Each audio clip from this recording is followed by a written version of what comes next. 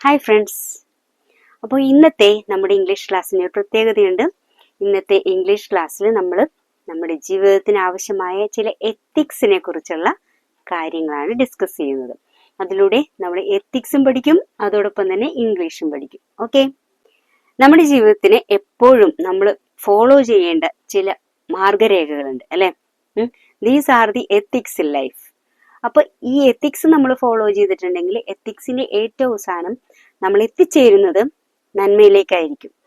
So our ultimate aim is always goodness അല്ലെ. അപ്പൊ നന്മയാണ് നമ്മുടെ അൾട്ടിമേറ്റ് ആയിട്ടുള്ള എയിം, അതായത് നമ്മുടെ ഏറ്റവും വലിയ ലക്ഷ്യം എന്ന് പറയുന്നത് നന്മയാണ്. So we are about to reach the goodness. So get ready. നമുക്ക് 6 മാർഗരേഖകളാണ് ഇന്നത്തെ ക്ലാസ്സിൽ നമ്മൾ ഡിസ്കസ് ചെയ്യുന്നത്. അപ്പോൾ ഇത് നമുക്ക് പഠിക്കുന്നതിലൂടെ നമ്മുടെ ഇംഗ്ലീഷും മെച്ചപ്പെടും, അതോടൊപ്പം തന്നെ നമ്മുടെ ജീവിതത്തിൽ ഒരു എത്തിക്സിന്റെ ഒരു ബേസിക്കും കിട്ടും. ഓക്കെ, അപ്പൊ നമുക്കത് പഠിക്കാം. Ethics number 1, before you pray believe. Before you pray believe. അപ്പൊ ബിഫോർ എന്ന പദത്തിന്റെ അർത്ഥം എന്താണ്? ബിഫോർ എന്ന് പറഞ്ഞിട്ടുണ്ടെങ്കിൽ എന്തെങ്കിലും മുമ്പേ എന്നൊക്കെ പറയുന്ന ആ ഒരു രീതിയിലാണ് നമ്മൾ ബിഫോർ എന്ന പദം ഉപയോഗിക്കുന്നത്. ഒരു പ്രിപ്പോസിഷൻ ആണ് ബിഫോർ എന്ന് പറയുന്നത്. അപ്പൊ ബിഫോർ യു പ്രേ എന്ന് പറയുമ്പോഴേക്കും അതിന്റെ അർത്ഥം എന്താണ്? നീ പ്രാർത്ഥിക്കുന്നതിന് മുമ്പ്. ഓക്കെ, ബിഫോർ യു പ്രേ എന്ത് ചെയ്യണം? പ്രാർത്ഥിക്കുന്നതിന് മുമ്പ് ബിലീവ്. ബിലീവ് മീൻസ് വിശ്വസിക്കുക. ഓക്കെ, നമ്മൾ പ്രാർത്ഥിക്കുന്നതിന് മുമ്പ് വിശ്വസിക്കുക. അതാണ് ബിഫോർ യു പ്രേ ബിലീവ് എന്ന് പറഞ്ഞാൽ അതിന്റെ അർത്ഥം. ഓക്കെ, അപ്പൊ നമുക്ക് ഈ ബിഫോർ എന്ന പദവും അതുപോലെ തന്നെ ബിലീവ് എന്ന് പറയുന്ന ആ പദവും സെന്റൻസുകളിൽ ഉപയോഗിച്ച് വെക്കാം. അപ്പോൾ ബിഫോർ യു ഡു സംതിങ്, നീ എന്തെങ്കിലും ചെയ്യുന്നതിന് മുമ്പ്. ആ സംതിങ് എന്ന് പറയുന്നിടത്ത് നമുക്ക് പ്രാർത്ഥനയാകാം, തിന്നുന്നതാകാം, കുടിക്കുന്നതാകാം, എഴുതുന്നതാകാം, വായിക്കുന്നതാകാം, എന്തും ആകാം. Okay, so we can try making sentences using this. നീ ഉറങ്ങുന്നതിന് മുമ്പ് എന്ന് പറയുമ്പോഴേക്കും അങ്ങനെ പറയും ബിഫോർ യു സ്ലീപ്പ്. ഓക്കെ, നീ ഭക്ഷണം കഴിക്കുന്നതിന് മുമ്പ് എന്ന് പറയുമ്പോഴേക്കും ബിഫോർ യു ഈറ്റ്. നീ പോകുന്നതിന് മുമ്പ് ബിഫോർ യു ഗോ. ഓക്കെ, ആ രീതിയിൽ നമുക്ക് ഈ ബിഫോർ സെന്റൻസുകളിൽ ഉപയോഗിക്കാം. ഇനി ബിലീവ് എന്ന് പറയുന്നൊരു പദം, വിശ്വസിക്കുക എന്നതാണ് അതിന്റെ അർത്ഥം. ഓക്കെ, അപ്പൊ വിശ്വസിക്കുക എന്നത് സെന്റൻസുകളിൽ ഉപയോഗിക്കും. ഞാൻ നിന്നെ വിശ്വസിക്കുന്നു. എങ്ങനെ പറയും? I believe in you. I believe in you. Okay, ഞാൻ ദൈവത്തിൽ വിശ്വസിക്കുന്നു. I believe in God. I believe in God. Okay, ഞാൻ എന്നിൽ തന്നെ വിശ്വസിക്കുന്നു. എങ്ങനെ പറയും? ഞാൻ എന്നിൽ തന്നെ. I believe in myself. എന്നിൽ തന്നെ എന്നുള്ള വാക്കാണ് മൈസെൽഫ് എന്ന് പറയുന്നത്. അപ്പൊ ഞാൻ എന്നിൽ തന്നെ വിശ്വസിക്കുന്നു എന്ന് പറയുമ്പോൾ ഐ ബിലീവ് ഇൻ മൈസെൽഫ്. ഇനി ബിലീവ് എന്ന് പറയുന്ന ആ വാക്കിന്റെ നൗൺ ഫോം വിശ്വാസം എന്ന് പറയുമ്പോഴേക്കും അതെങ്ങനെ പറയും നമ്മൾ? ബിലീഫ്. ബിലീഫ്. ഓക്കെ, മറ്റേത് വി ആണെങ്കിൽ ഇവിടെ എഫിലാണ് അവസാനിക്കുന്നത്. Okay, believe, belief. ഓക്കെ, അപ്പൊ before you pray believe. Ethics number 2, before you write think. അല്ലെ, വിദ്യാർത്ഥികളൊക്കെ പരീക്ഷ എഴുതാനൊക്കെ പോയിരിക്കുമ്പോഴേക്കും പരീക്ഷ എഴുതുന്നതിന്റെ ആൻസർ എന്താണെന്ന് ആദ്യം ചിന്തിച്ചിട്ട് വേണം എഴുതാനായിട്ട്. അല്ലെങ്കിൽ അവിടെ നമുക്ക് സമയവും നഷ്ടമാണ്, പിന്നെ നമ്മുടെ എനർജിയും നഷ്ടമാണ്. അങ്ങനെ ഒത്തിരി നഷ്ടങ്ങളാണ് ഉള്ളത് അല്ലെ. അപ്പൊ അതുകൊണ്ട് നമ്മൾ എന്ത് എഴുതുന്നതിന് മുമ്പും ആദ്യം ചിന്തിക്കണം. അതാണ് ബിഫോർ യു റൈറ്റ് തിങ്ക്. അപ്പൊ നമുക്കിവിടെ 2 വെർബുകളാണുള്ളത്. ഏതൊക്കെയാണ്? റൈറ്റ്, പിന്നെ തിങ്ക് എന്ന് പറയുന്നത്. ഓക്കെ, അപ്പൊ നീ പ്രവർത്തിക്കുന്നതിന് മുമ്പ് ചിന്തിക്കുക എന്നെങ്ങനെ പറയും? ഇപ്പൊ നമ്മൾ പറയും എഴുതുന്നതിന് മുമ്പ് ചിന്തിക്കുക എന്നുള്ളതായില്ലേ. അപ്പൊ പ്രവർത്തിക്കുന്നതിന് മുമ്പ് ചിന്തിക്കുക എന്ന് എങ്ങനെ നമ്മൾ പറയും? Before you act think. അല്ലെങ്കിൽ നമുക്ക് പറയാം before you do something think. Think before you do something. അതിനെ നമുക്കൊരു സ്റ്റേറ്റ്മെന്റ് ആക്കി പറയുന്നത് ഈ രീതിയിലാണ്. Think before you do something. നീ തീരുമാനമെടുക്കുന്നതിന് മുമ്പ് ചിന്തിക്കൂ. അതെങ്ങനെ പറയും? think before taking a decision. You think before taking a decision. Think എന്ന് പറയുന്നതിന്റെ ഒരു noun form ആയിട്ട് പറയാവുന്ന ഒരു വാക്കാണ് ഏത്? thought. thought എന്ന് പറയുന്നത് നമുക്ക് past ആയിട്ട് ഉപയോഗിക്കാം, noun ആയിട്ട് ഉപയോഗിക്കാം. Okay. There are many thoughts, അല്ലെ? Thoughts about this. ഇതിനെക്കുറിച്ച് കുറേ ചിന്തകളുണ്ട് എന്ന് പറയും. There are many thoughts about this. ഈ രീതിയിലൊക്കെ നമുക്ക് think എന്ന് പറയുന്ന പദം ഉപയോഗിക്കാം. നമുക്ക് ജീവിതത്തിന് അത്യന്താപേക്ഷിതമായിട്ടുള്ള വേറൊരു കാര്യമാണ് അടുത്ത എത്തിക്കായിട്ട് വന്നിരിക്കുന്നത്. Before you spend, earn. Before you spend, earn.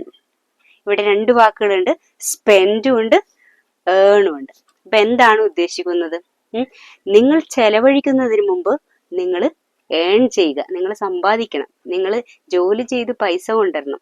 അതിനുശേഷം മാത്രമേ നിങ്ങൾക്ക് സ്പെൻഡ് ചെയ്യാനുള്ള അവകാശമുള്ളൂ, അല്ലെ?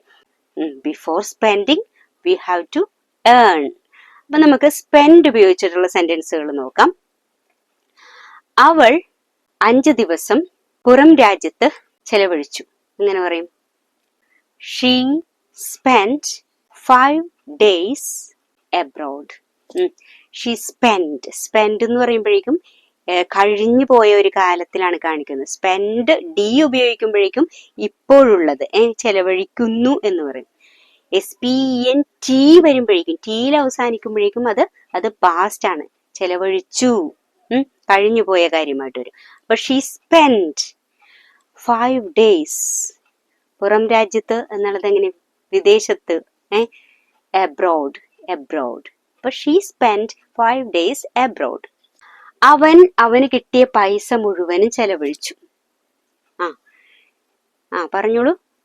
he spent all the money that he got.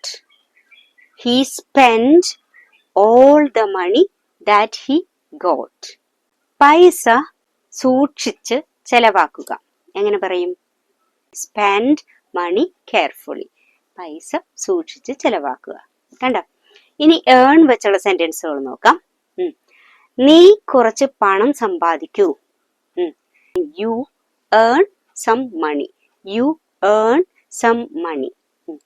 അവൾ പണം സമ്പാദിച്ചു. She earned money. She earned money. സമ്പാദ്യം ആവശ്യമാണ്. എങ്ങനെ പറയും? Earning is necessary. Earning is necessary. അപ്പൊ സമ്പാദ്യം എന്ന് പറയുമ്പോഴേക്കും നമുക്ക് ഏർണിംഗ് എന്ന് പറയാം. Earning is necessary.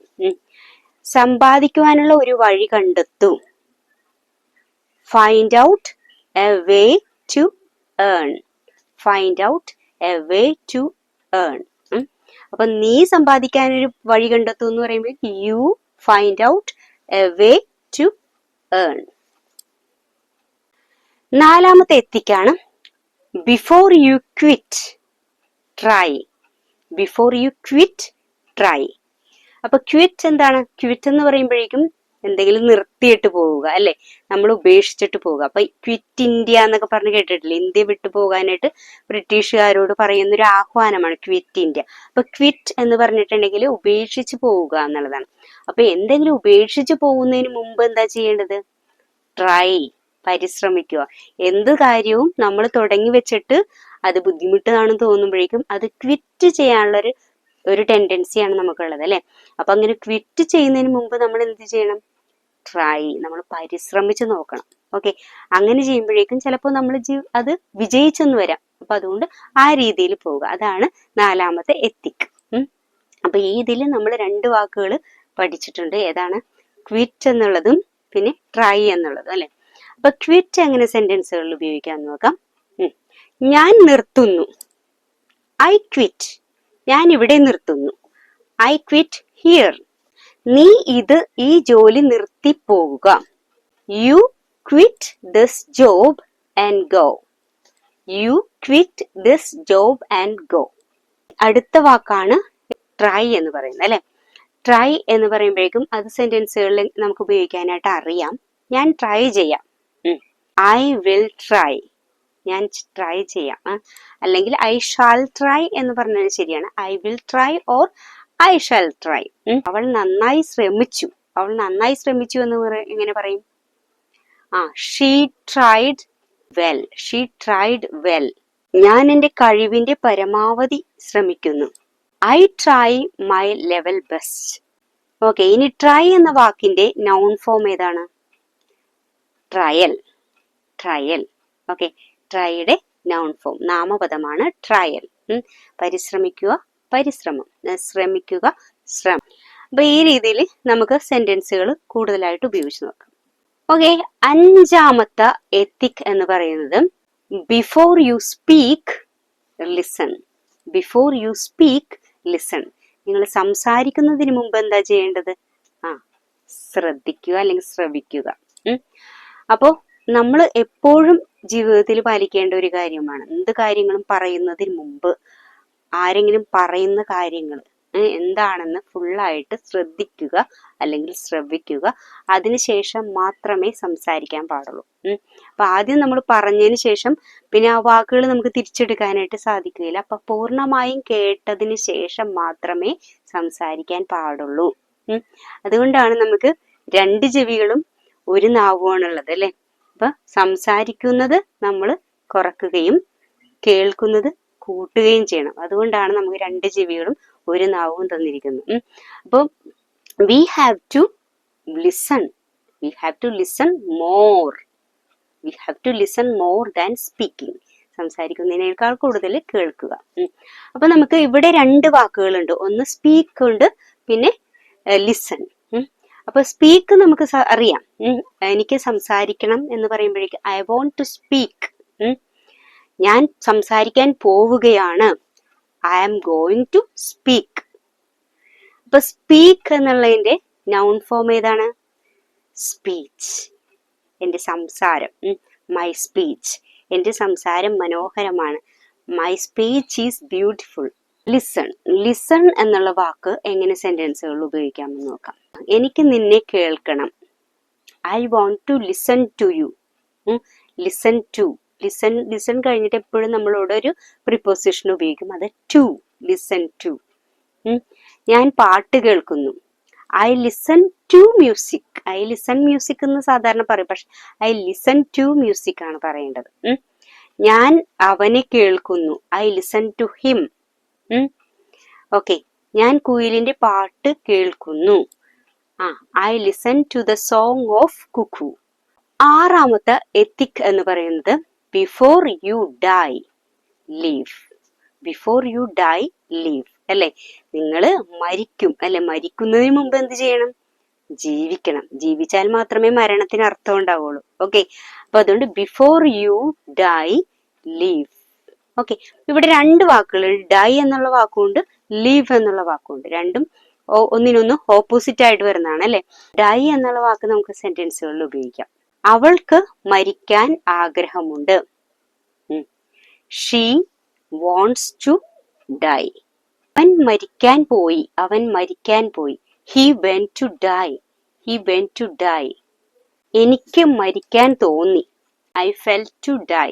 I felt to die. ഇനി അടുത്ത വാക്കാണ് ലീവ് എന്ന് പറയുന്നത് അല്ലെ.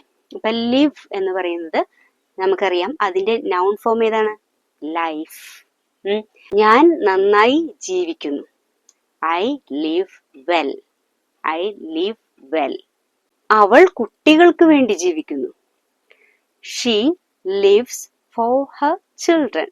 She lives for her children. കണ്ടോ? അപ്പൊ ഈ രീതിയിൽ നമുക്ക് സെന്റൻസുകൾ ഉപയോഗിക്കാം, ഡൈ ആയാലും ലിവ് ആയാലും. ഓക്കെ, അപ്പോൾ ഇതാണ് 6 എത്തിക്സ് ഇൻ ലൈഫ്. ഓക്കെ, എല്ലാം ഓർക്കുക. നിങ്ങളുടെ ജീവിതത്തിന് ആവശ്യമായ എല്ലാം തിരഞ്ഞെടുക്കുക. ഇംഗ്ലീഷ് നന്നായിട്ട് സംസാരിക്കുക. ഇതിലൂടെ പഠിച്ച വാക്കുകളെല്ലാം ഇംഗ്ലീഷ് സംസാരത്തിൽ കൂടുതലായിട്ട് ഉപയോഗിക്കുക. അപ്പോൾ നമ്മുടെ ഇന്നത്തെ ക്ലാസ് ഇവിടെ സമാപിക്കുന്നു. നമുക്ക് വീണ്ടും അടുത്തൊരു ടോപ്പിക്കുമായിട്ട് അടുത്ത ക്ലാസ്സിൽ കാണാം. അതുവരെ എല്ലാവർക്കും ബൈ.